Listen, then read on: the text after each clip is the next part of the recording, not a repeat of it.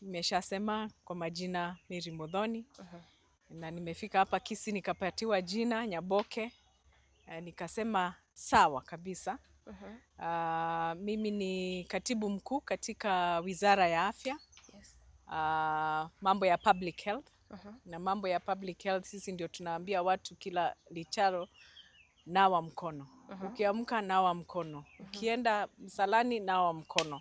Kwa sababu mambo yetu ni kufundisha watu mambo ya prevention na promotion.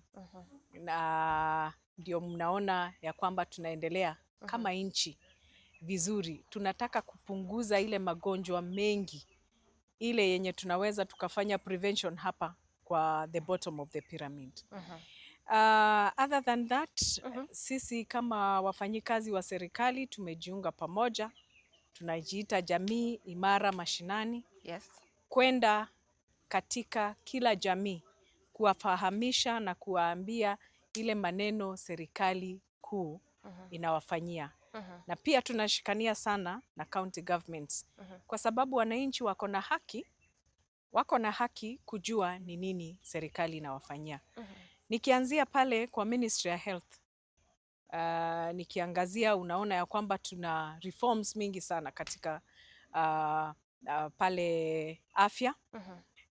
Kuanzia mambo ya SHA, mambo ya healthcare workers, mambo ya commodities, mambo ya infrastructure, tukishikania na serikali gatuzi. Nimeshukuru sana kwa hayo. Kabla tuendelee